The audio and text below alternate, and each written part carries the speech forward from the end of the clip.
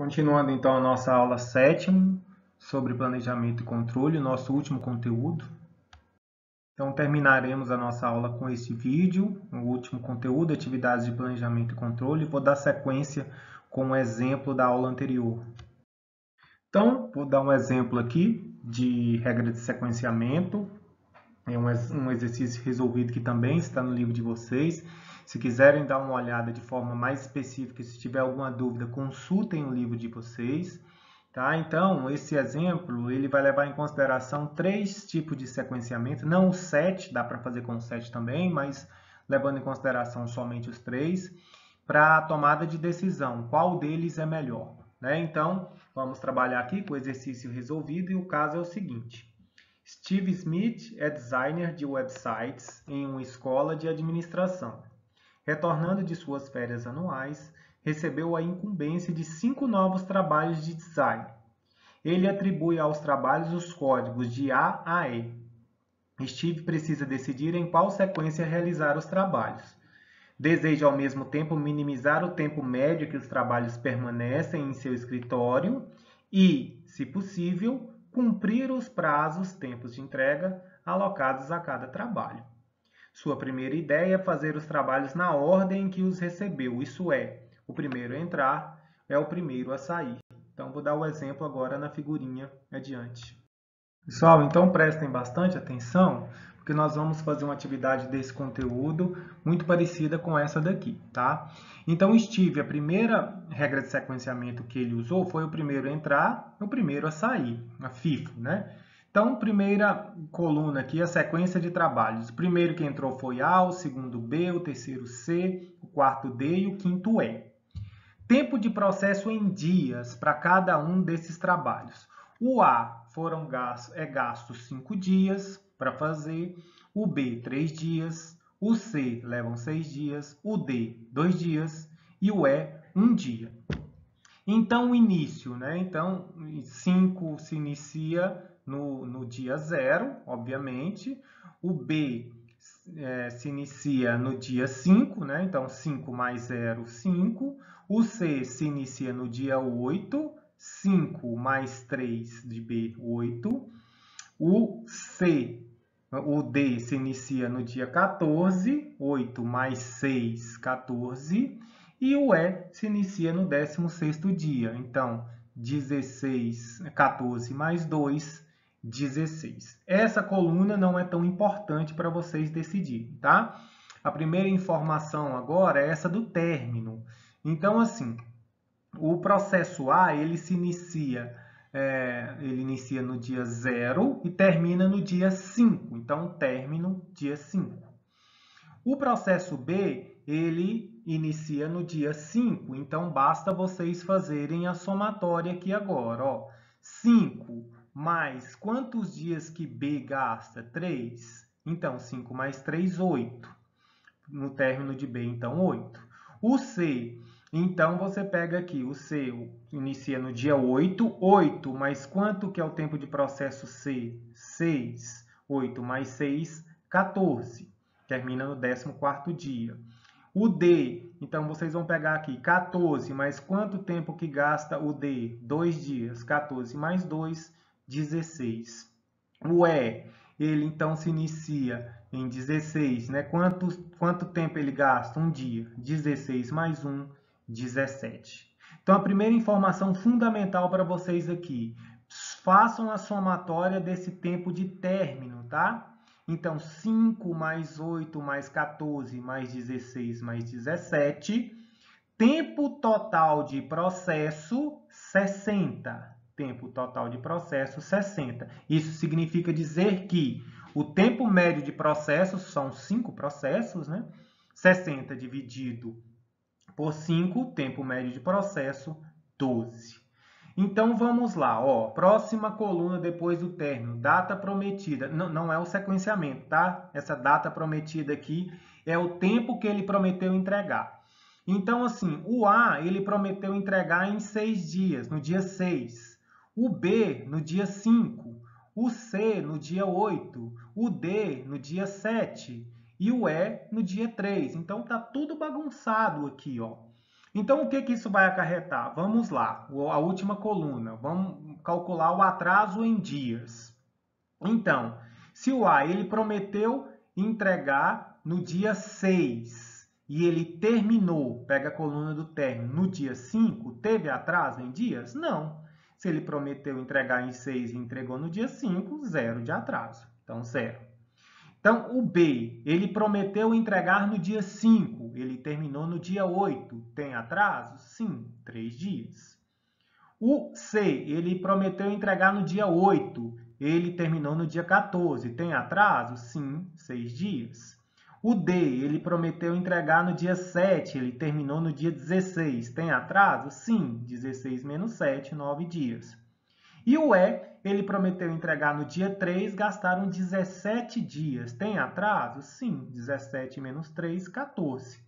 Então, eu tenho esses atrasos aqui na última coluna. O primeiro eu não tive nenhum, B 3, C 6, D 9 e E 14. Então, atraso total, 14 mais 9 mais 6 mais 3, 32 dias de atraso. Atraso médio, como é que eu faço isso então? Eu pego os 32 e divido por 5. Então, eu tenho um atraso médio de 6,4 dias. Então, seguindo aqui, assustado com um atraso médio, ele tenta a regra da data prometida. Então, vamos mudar o sequenciamento. O primeiro era o primeiro a entrar, o primeiro a seguir, do jeito que veio. A, B, C, D e E. Então, vamos começar aqui o outro tipo de sequenciamento usando a data prometida. Como que eu sequenciei aqui, ó, a segunda, tá, gente? E, B, A, D, C. Eu vou na data prometida, que é a prometida de entrega, e sequencio pela data primeira a entregar. É inteligente você entregar primeiro a data prometida primeiro. Então, como é que eu faço? Pego lá, na data prometida, na coluna da data prometida da tabelinha anterior. Qual que é o primeiro a ser entregue? Gasta menos dias. Então, 3. O primeiro, então, é E. Então, E sequencie primeiro. Qual que é o segundo menor? 5. 5 é B. Qual que é o terceiro menor? 6. 6 é A. Qual que é o próximo? 7. 7 é D. Qual que é o próximo? 8. 8 é E. Então, a minha sequência na data prometida fica E, B, A, D, C. A mesma coisa que eu fiz anteriormente, vocês vão fazer aqui. Vou direto no tempo do término, na coluna do término aqui, tá? Então, se inicia no 0, 0 mais 1, 1 para E. Letra B, se inicia no dia 1, gasta 3 dias, 3 mais 1, 4. O A se inicia no dia 4, 4 mais 5, 9 e assim sucessivamente. Então, o que vocês vão fazer aqui? O término, de novo, vocês vão fazer a somatória. 17 mais 11 mais 9 mais 4 mais 1, tempo total de processo 42. Percebam vocês o quanto reduziu só mudando o sequenciamento. Antes o tempo total de processo era 60, aqui já caiu para 42. 42 dividido por 5, tempo médio, que era de 12, caiu para 8,4. E aí a data prometida e o atraso. Então vamos lá. Então o E eu prometi entregar no dia 3 e terminei no dia 1. Tem atraso? Não, zero. O B, prometi entregar no dia 5 e entreguei no dia 4. Tem atraso? Não, zero. O A, prometi entregar no dia 6 e entreguei no dia 9. Tem atraso? Tem, 3. O D, prometi entregar no dia 6 e terminei no dia 11. Tem atraso? Sim, 4. E o C, prometi entregar no dia 8, entreguei no dia 17, tem 9 dias de atraso. Mesma coisa, faço a somatória, 9 mais 4 mais 3, atraso total 16. Então, caiu pela metade, olha para vocês verem, ó. 32 era o anterior e este aqui é 16. 16 dividido por 5, 3,2. Melhor, mas Steve tentou ainda a regra da operação mais curta. Como é que é isso, operação mais curta? Então, ao invés da anterior pegar a coluna da data prometida, vamos sequenciar com base na operação mais curta. Então, como é que vocês vão fazer isso? Lá na primeira coluna, tempo de processo, que é qual é a operação mais curta, a que gasta menos tempo em dias? Então, a primeira, de novo, é qual? Porque é um dia. Qual é a segunda que gasta menos dias? A segunda é D, com 2 dias. Então, sequenciei D, 2. Qual é a terceira? B, B com 3 dias. Qual é a quarta? A, com 5 dias. Qual é a quinta? C, com 6 dias. Então, a mesma coisa vocês vão fazer, tá? Percebam vocês aqui, neste caso, aí o tempo do término, 0, se inicia no dia 0, 0 mais 1, 1. A D se inicia no dia 1, 1 mais 2, 3 e assim sucessivamente. Façam a somatória do término, 17 mais 11 mais 6 mais 3 mais 1, total 38. 38 dividido por 5, 7,6. E aí vocês vão ver que o atraso médio aqui diminuiu de 8,4 para 7,6. Tá? Então percebam que melhorou mais ainda. E aí a data prometida, vamos ver se reduziu o atraso? Então, prometia entregar em 3, terminei no dia 1, 0 de atraso. O D, prometi entregar no dia 7, terminei no dia 3, tem atraso? Não. O B, prometi entregar no dia 5, entreguei no dia 6, tem atraso? 1 dia. O A, prometi entregar no dia 6, entreguei no 11º dia? 5 dias. O C, prometi entregar em 8 dias, entreguei no 17º dia, 9 dias de atraso. Então, você também tem um atraso total de 16 horas e o médio 3,2, 16 dividido por 5, mais o tempo médio de processo menor, 7,6 ao invés da anterior. Neste caso, a melhor opção é você sequenciar a operação mais curta primeiro, porque ele tem um tempo médio de processo menor e o atraso médio total igual ao da data prometida. Neste caso, a melhor forma de sequenciamento para este exemplo em específico é a operação mais curta.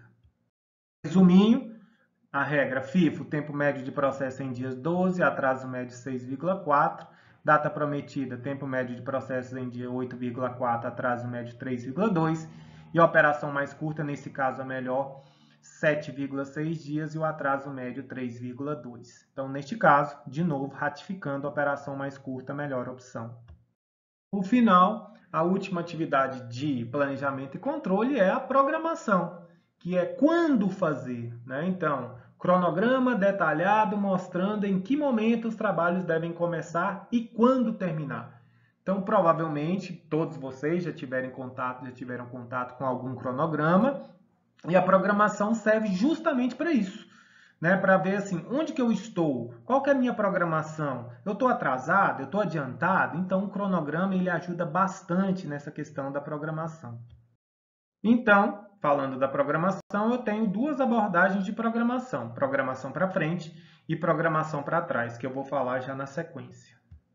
A programação para trás inicia o trabalho no último momento possível sem que ele tenha atraso. E a programação para frente inicia o trabalho logo quando ele chega. Exemplos disso eu já vou falar mais adiante, mas só para ratificar. O que é uma programação para trás? Então, vamos pensar que um professor deu um tempo para vocês fazerem o trabalho. Ele colocou esse trabalho no primeiro dia de aula e vocês gastam 20 dias, por exemplo, para fazer esse trabalho. E o prazo para entrega é de 40 dias. Então, a programação para trás, nesse exemplo, inicia o trabalho no último momento possível sem que ele tenha atraso. Se você gasta 20 dias para fazer e se você tem 40 dias para entregar, iniciar o trabalho no último momento significa no dia 21 vocês começam o trabalho e termina no 40º dia, então gastaram 20 dias. Ou se não, programação para frente. O professor colocou o trabalho hoje, vamos começar o trabalho hoje, no dia 1º, que a gente vai terminar no dia 20. Essa é a programação para frente, inicia o trabalho logo quando ele chega. Né? Então, qual dos dois é melhor? Eu tenho vantagens e desvantagens em cada um deles. Vamos ver aqui na sequência. Um outro exemplo aí dos efeitos da programação para frente e para trás. Vamos pensar que uma lavadeira leva 6 horas para lavar, secar e passar um lote de roupas. Então, eu tenho as tarefas no quadrinho de vocês. Passar 1 hora, secar 2 horas e lavar 3 horas. Então, a coleta é feita às 8 horas da manhã e a retirada às 4 horas da tarde. Então, o processo inteiro leva 6 horas. Então, 8, 9, 10, 11, 12, 1, 2. Às 14 horas, se eu programação para frente, se eu começar, já vai estar pronto. Mas eu posso começar às 10, que eu também vou terminar às 4 horas. Aí seria programação para trás. Resultado disso, então, programação para trás, iniciar o trabalho no último momento possível, sem que ele tenha atraso. Então, primeiro lavar, 3 horas. Eu vou começar, então, definitivamente às 10. Eu vou levar 3 horas. 10 mais 3, vou começar a secar 13 horas. 13 mais 2, eu vou começar a passar 15 horas. Levo 1 hora. Então, vou entregar dentro do tempo estimado 16 horas. Ou programação para frente. O trabalho chegou 8 horas, eu começo 8. Então, 8 mais 3 horas para lavar, termino às 11. Então, começo a secar às 11, levam 2 horas, termino às 13. E passar leva 1 hora, 13 mais 1 hora, 14 horas, eu vou terminar às 14 e eu ainda tenho mais 2 horas de prazo. Então, a questão agora é, qual das duas é melhor? Isso vai depender das vantagens e desvantagens de cada uma, que a gente vai ver agora na sequência. Então, quais são as vantagens e desvantagens de cada um? Eu elenquei só 2 aqui, tá, gente? No livro tem mais e vocês podem pensar em outras, N vantagens e desvantagens. Qual a vantagem de você começar o trabalho logo que ele inicia, programação para frente? Auto-utilização do pessoal. Então, comecei às 8, terminei às 14. Às 8 horas da manhã, o pessoal já estava trabalhando. Às 14, quando eles terminaram, eu já posso colocar eles para trabalhar em outro novo trabalho. Então, eles nunca vão ficar parados. E é mais flexível. Por que essa questão da flexibilidade? Se tiver qualquer atraso, eu ainda tenho 2 horas para fazer as correções. Isso não é possível na programação para trás. Se tiver qualquer problema, eu posso não ter tempo mais para corrigir. E as vantagens da programação para trás? Custo mais baixo com material. O que é isso? Né? Se você for pensar em uma larga escala, vamos pensar em dias aqui, tá? E alto volume de produção. Se você começa o trabalho logo que ele chega, você vai ter que comprar insumos. Né? Você gasta 20 dias para fazer uma atividade e você tem 40 dias para entregar. Começar o trabalho, nesse caso, vou pensar, tem que comprar 10 toneladas de soja para produzir o meu insumo. Significa que eu vou ter que gastar dinheiro já no primeiro dia. Se eu deixar para fazer no último dia possível, no 21º dia, esse dinheiro que eu gastei no dia 1º, ele pode ficar investido até o dia 21º. Então, isso vai reduzir os meus custos com materiais, porque o dinheiro é um custo de oportunidade, né? O dinheiro que seria investido no dia 1º só vai ser investido no dia 21. Ou seja, esses 20 dias eu posso deixar o dinheiro aplicado em algum fundo de investimento. E aí uma vantagem da programação para trás, que ele fala de menor risco, é que se eu tenho 20 dias, por exemplo, de gap aí, e comecei no 21º dia, vai que nesses 20 primeiros dias, o meu cliente ele fala, não, eu mudei de ideia, agora eu quero fazer um ajuste. Aí você tem menos risco de ter problema, porque você nem começou o trabalho ainda. Se for na programação para frente, se você tiver escolhido e tiver começado no primeiro dia, e você já está lá no 10º dia de trabalho, aí o seu cliente fala assim, eu quero fazer uma mudança. Aí, para fazer essa mudança vai ser mais complicado, porque você já iniciou o trabalho. Então, tem várias vantagens e desvantagens, mas essas são apenas algumas delas. Quando eu falo estritamente de programação de processo de produção, estritamente de pessoas, então, em operações cujo recurso dominante é o pessoal, a programação dos tempos de trabalhos determina a capacidade da operação. Então, a tarefa de programação é definir os tempos de início e fim para o pessoal de modo que a capacidade corresponda à demanda. Então, assim, o ideal é que eu tenha a quantidade necessária de pessoas ideal. O ideal é que fosse idêntica. Então, assim, com a demanda, se eu tenho 200 clientes, eu vou ter 10 atendentes. 10 atendentes conseguem responder esses 200 clientes tranquilamente. O que eu não posso ter é 10 atendentes para atender 400 clientes. Isso vai gerar fila de espera. Que o tamanho do turno seja adequado. Então, assim, como é que vai ser o turno? Vai ser de que horas a que horas que as pessoas vão entrar e não vão entrar. E minimizar o trabalho nas horas não sociais. Então, se é um trabalho de prestação de serviço de 24 horas, que é o exemplo que eu vou dar mais na sequência, tem horas que eu vou ter maior demanda, pico maior de demanda. E tem horas, chamadas de horas não sociais, por exemplo, na madrugada, às vezes eu preciso de 1 ou 2 atendentes somente. Vamos ver esse exemplo aí na figurinha na sequência. Este, então, é um exemplo de programação de turnos de informação ao cliente de uma operação de home banking. Então, você tem aí, lá embaixo, a quantidade de horas por dia, de 0 às 24 horas. E no eixo da vertical, a quantidade de pessoas, de 1 a 10 pessoas. Então, percebam vocês, ó, de 0 horas até às 6 horas da manhã, eu preciso somente um colaborador, o Doyle aí, né?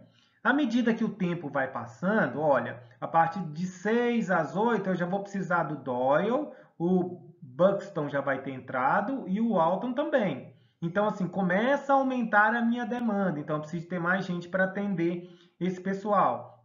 Horário de pico ali, considerado de 8 da manhã até as 16h30.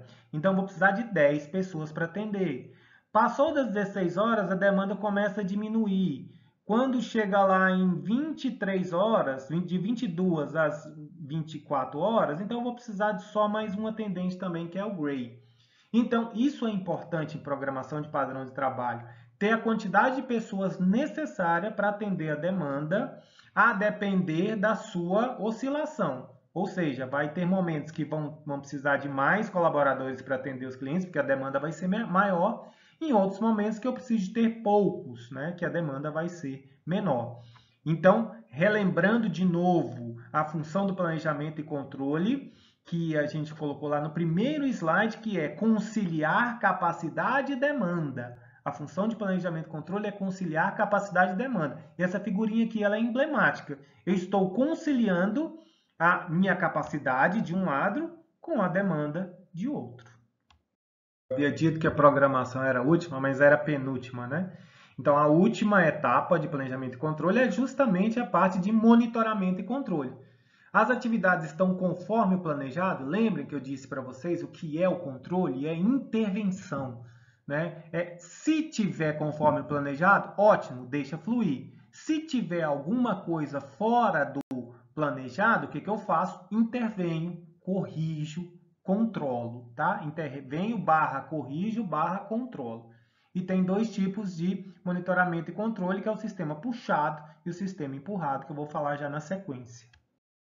Então, o sistema empurrado é aquele que eu vou produzindo não levando em consideração a minha demanda. Ou seja, eu produzo, gero estoque e mando para frente. Se isso vai vender ou não, isso não importa para a produção. Eu estou falando só do sistema, se vai vender ou não, claro que é importante a produção, mas estou dizendo assim, um sistema do tipo empurrado, eu vou produzindo e mandando para frente para o próximo processo de produção. Já o sistema puxado, ele puxa o trabalho da estação antecedente somente quando necessário, ou seja, ele é feito sobre demanda. E neste caso, não vai gerar estoque. Eu só vou produzir a quantidade necessária. Vantagens e desvantagens em cada um deles. Então, se você pegar, a gente sempre é um pouco tendencioso. Sistema empurrado o sistema puxado então é melhor do que empurrado? Vai depender do negócio. Se eu preciso de estoque, né, por exemplo, se você vai ver que vai faltar algum tipo de produto no mercado, o que você faz? Sistema empurrado. Joga estoque para frente, porque você não sabe quando que a operação vai poder voltar a produzir e não sabe a demanda. Não, eu já conheço mais ou menos a demanda, então sistema puxado, né? Então aqui é a questão basicamente de sistema empurrado, ele gera estoque para atender uma demanda que vai ser desconhecida. E sistema puxado, ele só vai produzir com base na demanda, neste caso não vai gerar estoque. Esse exemplo é interessante, olha aí para vocês verem o sistema empurrado. Né? Então, 4 pessoas trabalhando numa linha de produção e gerando estoque lá em cima da mesa das pessoas. Vamos pensar que isso aí são livros, né? Então, assim, os itens são movidos para o estágio seguinte logo que são processados. Então, lá de cima, né? Então, a pessoa 1, ela produz, joga estoque para frente. A pessoa 2 produz, joga estoque para frente. E assim sucessivamente. No inferior, no exemplo inferior, é sistema puxado. Os itens são movidos somente quando o estágio seguinte o solicita. Ou seja, a primeira pessoa lá em cima, ela só vai solicitar 2. Então, a segunda pessoa só vai produzir 2, que só vai demandar 2 da terceira pessoa, que só vai demandar 2 da última pessoa. Neste caso, o nível de estoque vai reduzir drasticamente. Pessoal, então chegamos ao final da nossa aula 7. Eu fui bastante explicativo e direto nos exemplos. Se permaneceu alguma dúvida, façam a gentileza de consultar o nosso livro, porque ele é bastante elucidativo e lá tem mais exemplos e tem as explicações de forma mais detalhada. Então, nos encontramos aí nos nossos vídeos da aula 8. Um abraço a todos.